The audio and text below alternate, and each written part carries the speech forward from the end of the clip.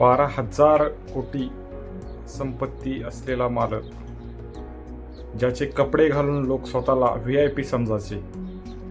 मुंबईमध्ये अंबानीच्या नंतर ज्यांचं घर होतं 35 मजली, असे विजयपत सिंघानिया यांचा काल मृत्यू झाला. ज्याच्याकडे 12,000 कोटी संपत्ती होती त्याच व्यक्तीला भाड्याच्या घरामध्ये राहायची वेळ आली. का झालं? कशामुळे झालं? फक्त चूक त्यांची इतकीच होती की त्यांनी स्वतःच्या मुलाच्या नावावरती सगळी प्रॉपर्टी केली. त्यांनी त्याच्या म्हातारपणीची, त्यांच्या वृद्धापकाळामध्ये त्यांच्यावरती ही वेळ येईल का नाही हे त्यांना माहिती नव्हतं.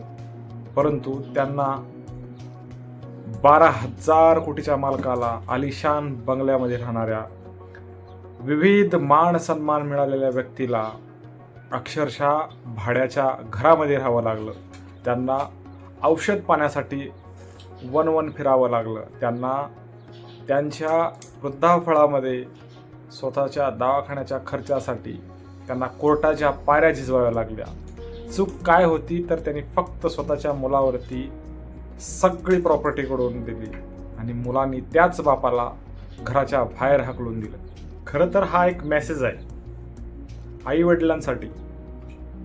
नक्की आपल्या मुलांसाठी केलं पाहिजे, परंतु कितपत योग्य आहे की आपण सगळं केलेलं त्यांच्यासाठी आणि त्यांच्या नावावर करणं? आपले हातपाय स्वतःच दोरीनं बांधून घेणं आणि स्वतःला लुळं करून घेणं कितपत योग्य आहे? नक्कीच आपण सगळं जे काही करतो हे आपल्या मुलांसाठी, आपल्या पाल्यांसाठी करतो.